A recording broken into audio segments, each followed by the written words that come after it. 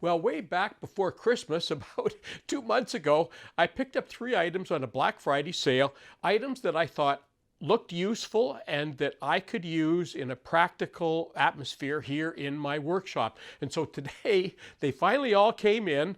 Some of them got lost in delivery, but they finally all came in. So today I'm going to go through all of those and you're going to see firsthand whether they're going to be useful or not. So let's get started.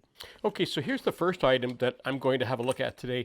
And all this is some corner bracing. Now I work alone, and when I'm doing dry fits or when I'm doing assembly, sometimes I need something to hold sides together so that I can maybe do some measuring or some drilling or whatever it is that I'm doing.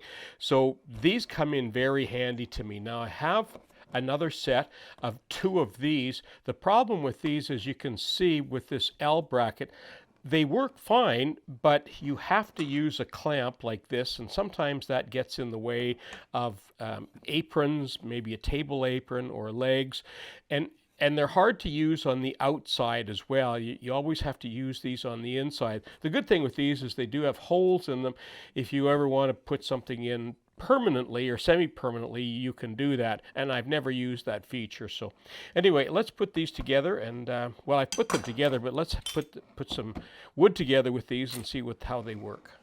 So let's try these and see how well they work. And I should say, one of the reasons that this video is so late getting around to doing something that I purchased on Black Friday, which is almost 2 months ago now, they lost my order. So I canceled the order for these and reordered them because I could track them, and they were actually going in the wrong direction of my address.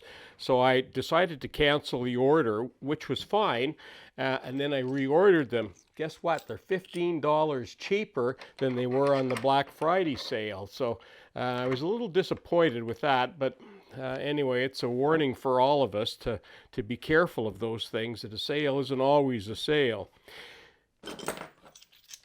So my fear was that these little L brackets, or whatever they're calling these, were going to be a little bit fiddly, but they're actually not that bad. You do need to kind of set them up ahead of time so that they're close, but if you're using 3/4 inch wood like most of us are, they're going to be pretty much set up most of the time anyway. Of course, the other thing that you can do is use a one-handed clamp to quickly clamp something like that too, even if you're still going to put these L clamps in there. So you know what, I like these. I'm going to get good use out of these, and they're going to easily be able to transfer to the outside if I want to put them on the outside of a build as well. So yep, I think they're going to be keepers. So next on my list here is this little speed square, and I already have 3 speed squares, and I don't use them all that often, but this one had a couple features that I thought was nice, and I've checked it out, and it looks actually pretty good. So I'm going to show you what it can do. So first of all, it's only a 6 inch by 6 inch, so it's kind of small, but look at this. It has here, right down here, you can flip this out, and I've actually put a square on that, and that is actually dead accurate, which surprised me, frankly. And now, when you're cutting a longer board, and I'm going to show you that in a second, you could actually use this, or measuring a longer board, you could actually use this. The other thing that I like is that it has this adjustable angle setting for setting different angles on here, and I'm going to show you in a minute how that works as well. But this has got a couple little pretty strong magnets down here and down here, and when you put that together, you have to really bang that to get it out. But they have a little hole back there, and you just push it, and that's how that comes out. But let me show you some other uses of this. So the main reason I purchased this was because it's small and it will fit in my bag. And as you know, I've got 3 other speed squares. This one I never use because it's inaccurate, but this one is accurate enough, and I use these typically as a guide for my circular saw. So when I'm wanting to cut a 2x4 or 2x6 or even a 2x8, I just run, you can run the edge of the saw along that and get a really nice, straight, accurate cut. But this is a really big square, and this doesn't fit in my carpentry bag, so when I'm sort of on the job doing something, I often will leave this at home because it's so big. Whereas this one, now with a 6-inch, it'll fit in the bag easily, and when I want something that I can actually cut and get a nice straight cut on, and I think this will easily go, will easily go to 8-inch. I even cut an 8-inch on that, so that will work really well for that. I really like that feature of it. Now the other thing that I liked about it is when you look at this, I'm going to punch that out there, you can see all these little lines on here, and from time to time I need to do some marking, and I may even need to draw a line or something, and I can do that with that. So that, I thought that was a handy thing, and I do use that from time to time. The other thing that this does is that you can actually set an angle on it, and the way that works, if you're, and I don't know when I would be using this, but it's an interesting idea. So when you loosen this little knob here, you can see that there's a pin.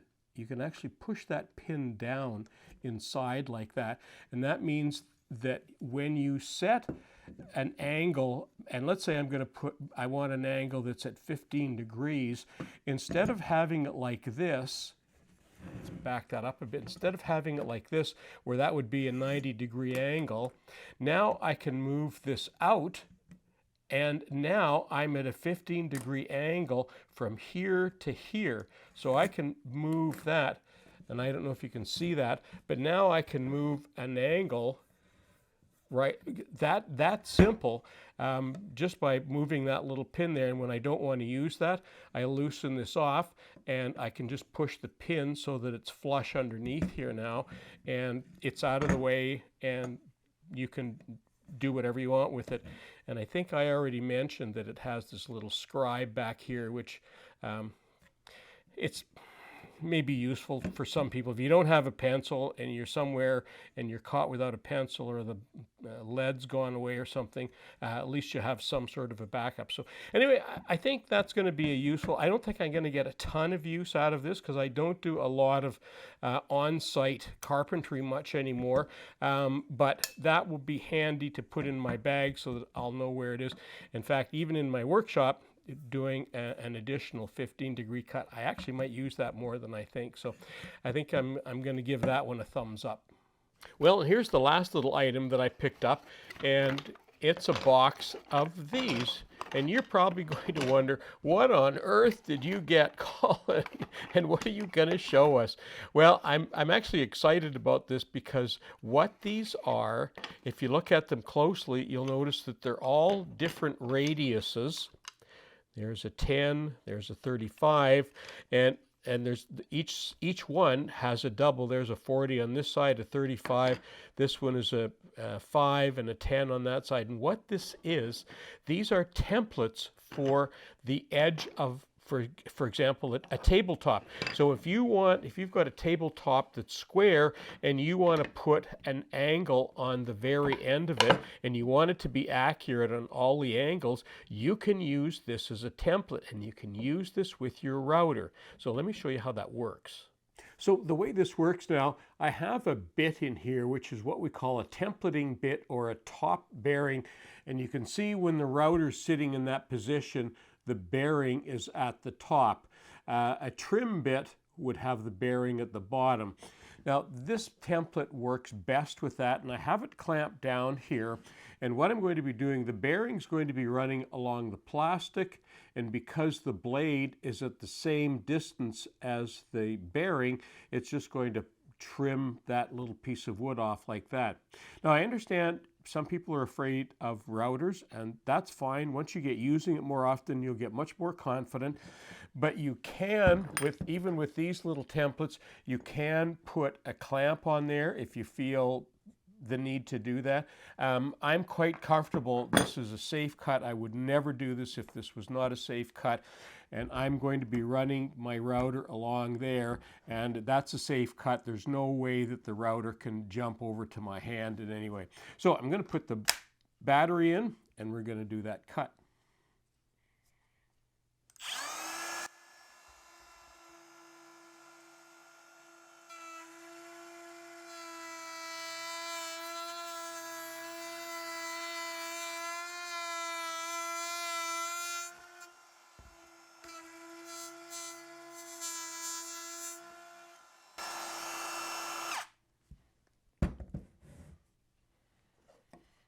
And there's a quick, easy radius for a table or a cabinetry, whatever you want.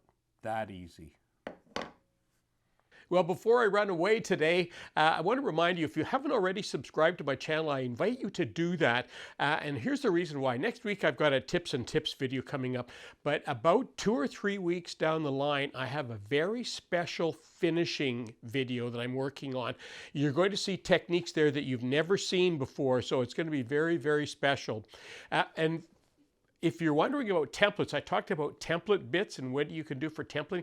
I did a video on templating back, I think a couple of years ago. If you haven't seen it, that might be something that you're interested in at least understanding the theory of and how you can do that. It's actually a process that's not well used in woodworking, and there's tons of potential for it. I'm Colin Canet for Woodwork Web. Thanks for watching.